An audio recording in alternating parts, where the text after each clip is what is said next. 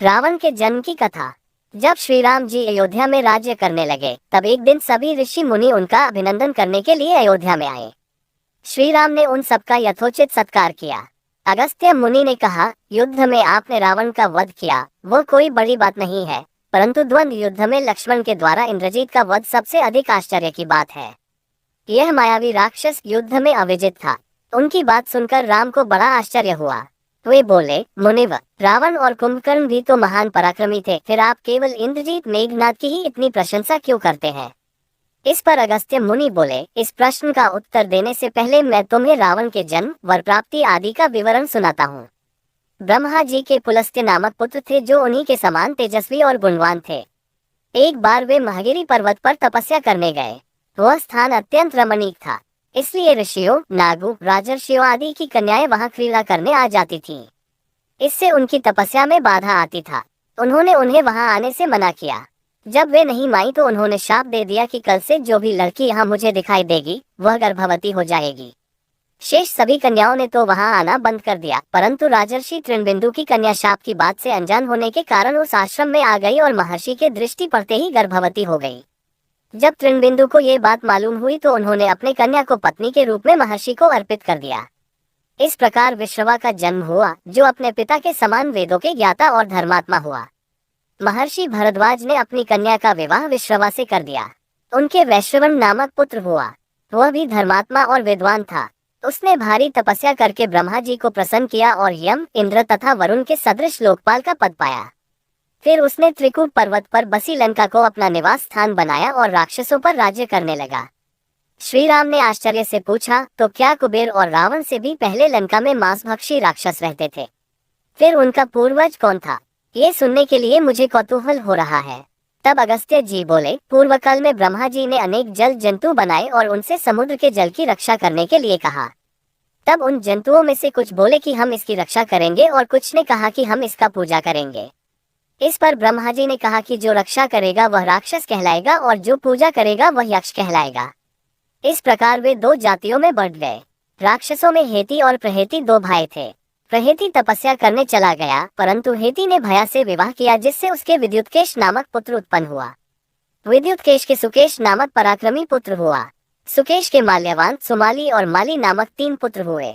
तीनों ने ब्रह्मा जी की तपस्या करके यह वरदान प्राप्त कर लिए कि हम लोगों का प्रेम अटूट हो और हमें कोई पराजित न कर सके। वर पाकर वे निर्भय हो गए और सुरों, असुरों को सताने लगे।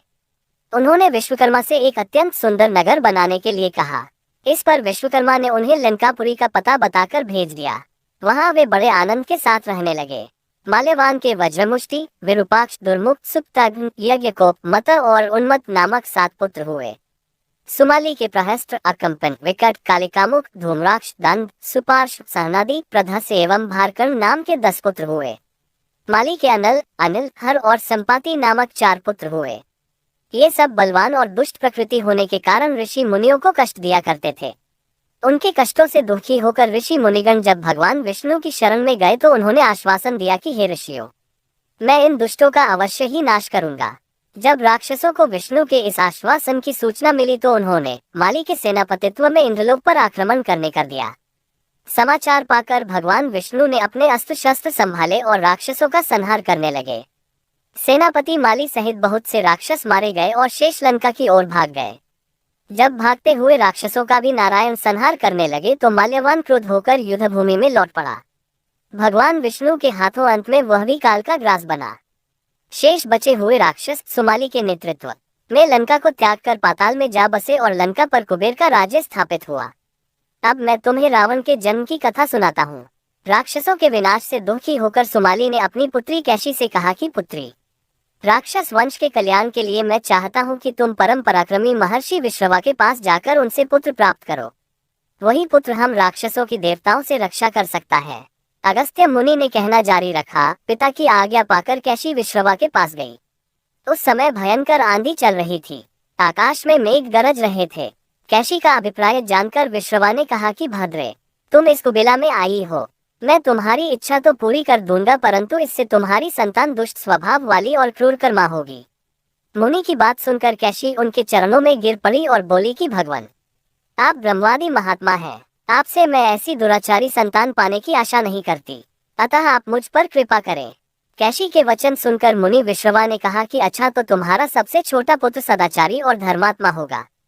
इस प्रकार कैशी के 10 मुख वाले पुत्र का जन्म हुआ, जिसका नाम दशग्रीव रखा गया। उसके पश्चात कुंभकर्ण, शूर्पणखा और विभीषण के जन्म हुए। दशग्रीव और कुंभकर्ण अत्यंत दुष्ट थे, किंतु विभीषण धर्मात्मा प्रकृति का था। अपने भाई वैश्रवण से भी अधिक पराक्रमी और शक्तिशाली बनने के लिए दशग्रीव ने अपने भाइयों सहित ब्रह्मा जी की तपस्या की। ब्रह्मा के प्रसन्न होने पर दशग्रीव ने मांगा कि मैं गरुड़, नाग, यक्ष, दैत्य, दानव, राक्षस तथा देवताओं के लिए अवध्या हो जाऊं। ब्रह्मा जी ने तथास्तु कहकर उसकी इच्छा पूरी कर दी।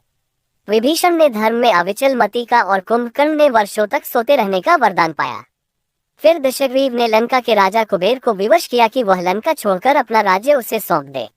अपने पिता विश्रवा के समझाने पर कुबेर ने लंका का परित्याग कर दिया और रावण अपनी सेना, भाइयों तथा सेवकों के साथ लंका में रहने लगा।